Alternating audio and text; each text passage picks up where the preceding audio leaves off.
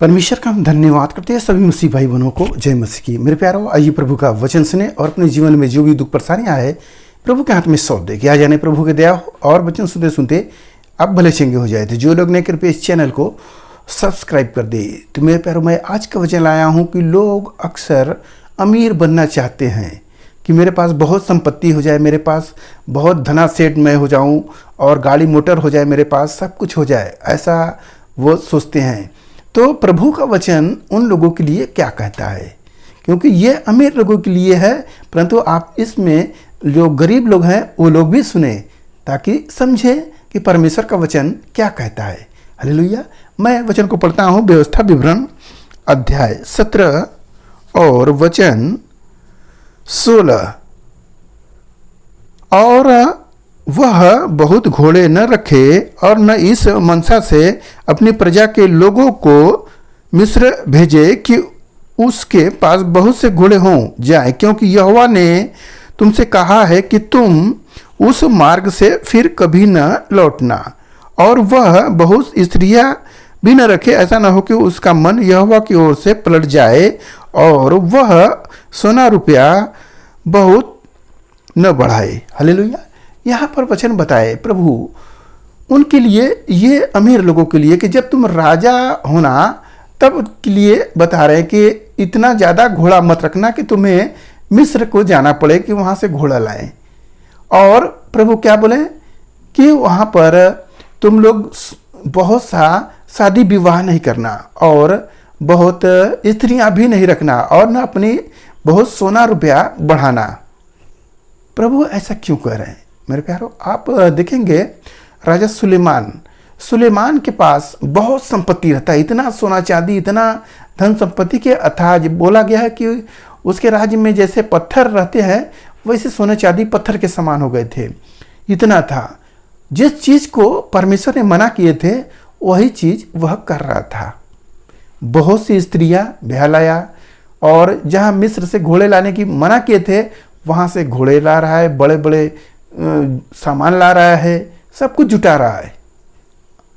अंत में उसका देखेंगे स्थिति एकदम से वह बिगड़ जाता है और जो स्त्रियों को लाया था वह स्त्रियां उसको प्रभु से दूर कर देती है। तो इसलिए परमेश्वर कहते हैं कि बहुत ज़्यादा सोना चांदी मत बढ़ाना, धन संपत्ति, क्योंकि यदि व्यक्ति धन संपत्ति बढ़ाता है तो वह परमेश्वर को क्या करता है? भूल जाता है और उसी धन संपत्ति में वह ध्यान लगाता रहता है कि मेरा लूट न जाए, मेरा और बढ़ जाए।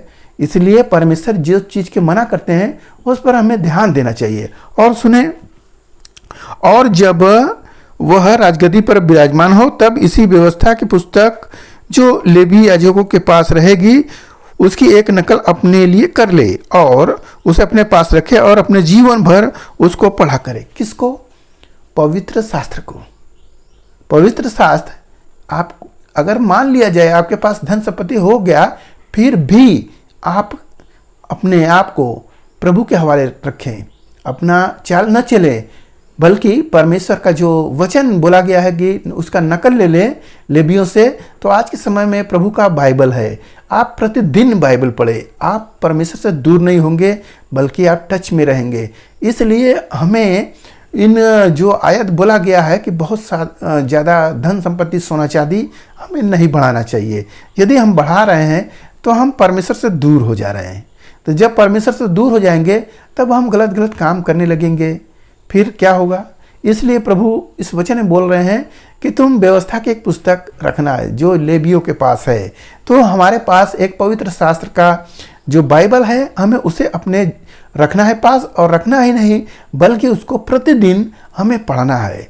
जब हम पढ़ेंगे तो हम गलत मार्गों पर नहीं बल्कि प्रभु के मार्गों पर चलते रहेंगे। और सुने,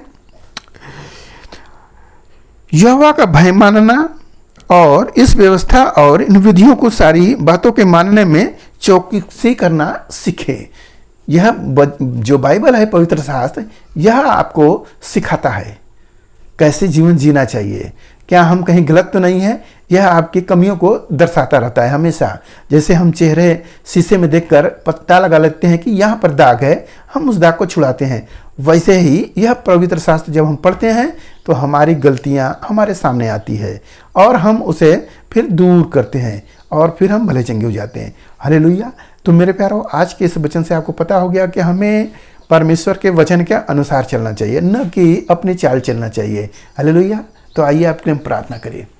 महान परमेश्वर, हम आपका धन्यवाद करते हैं इस मिश्रा आज के दिन प्रभु, जो ये वचन मिला, जितने सुने प्रभु उन्हें आशीष मिले, उनके घर परिवार में सुख शांति बनी रहे, सभी लोग भले चंगे रहे। मेरा आज का वचन था उनके हृदय के पट्टियों पर लिखी जाए। धन्यवाद करते प्रार्थना यीशु मसीह के नाम में, आमीन।